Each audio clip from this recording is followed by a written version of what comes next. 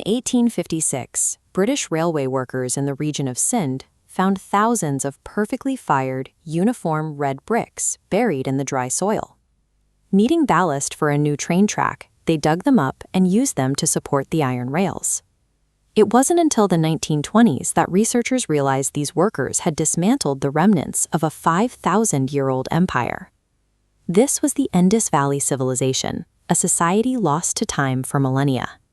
The reach of this society was enormous, spanning from modern-day Punjab in the west to Uttar Pradesh in the east. It was a massive contemporary to the Bronze Age kingdoms of Egypt and Mesopotamia. Yet, while we have centuries of records for the pharaohs, this empire remained entirely absent from history until these excavations began. Excavations have produced over 3,000 carved seals like this one.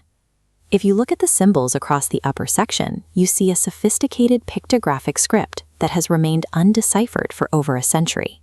We can see that they wrote from right to left, but because we cannot translate the symbols, their specific laws, historical events, and the names of their people are entirely missing from the record. With their written history locked away, the only way to understand this society is to look at the physical logic of their cities. The architecture reveals a staggering level of uniformity. From the smallest outposts to the largest cities, every settlement follows the same plan: a raised citadel to the west and lower residential blocks to the east. The streets follow a strict geometric grid. Main thoroughfares measure between 13 and 34 feet wide, intersecting at right angles to create consistent rectangular neighborhoods. This wasn't just a basic settlement, it was a managed environment. Researchers have found evidence of public dustbins for waste and streetlights placed at regular intervals along these roads. This level of standardization, maintaining the same urban layout across hundreds of miles, requires a sophisticated, highly organized central administration.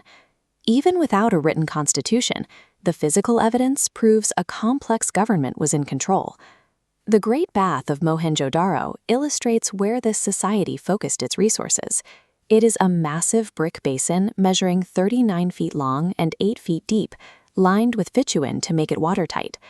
The surrounding structure included rooms specifically designed to provide hot water for bathing, an incredible feat of residential engineering for the 3rd millennium BCE. Beyond the public baths, every home had access to a closed drainage system. Private soak pits connected to cover drains in the street, which featured manholes so workers could descend to clean and maintain the network. While other civilizations of this era were building massive stone monuments to honor the dead, the Indus people were investing their wealth into infrastructure that prioritized the health and hygiene of the living.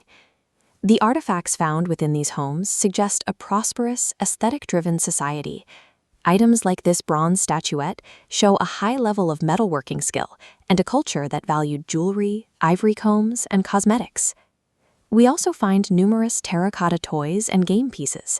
The presence of these objects suggests a society with enough stability and leisure time to invest in the craftsmanship of play and childhood. This prosperity was driven by a trade economy regulated by a strict decimal system. Standardized weights found across the region ensured that transactions were precise and uniform throughout the empire. Their economic reach extended far beyond the subcontinent. The massive dockyard at the port of Lothal allowed them to export gold, ivory, and timber to the markets of Mesopotamia and Egypt. These cities functioned as a critical engine for the ancient world, linking the resources of the Indian interior to the maritime trade routes of the West. Given this level of organization and global connection, it is startling that the entire empire eventually faded away without any record of a massive, decisive war.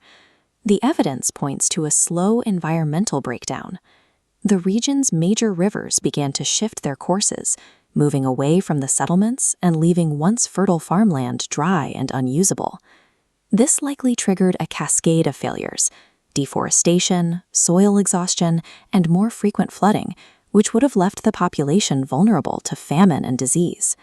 This ecological decline weakened the empire over generations, eventually leaving its fractured remains open to foreign migrations and final invasions.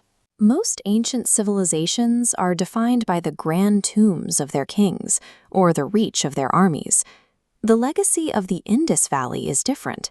They are defined by their sewers, their standardized weights, and their grid-patterned streets, a society that focused its engineering on the daily welfare of its people.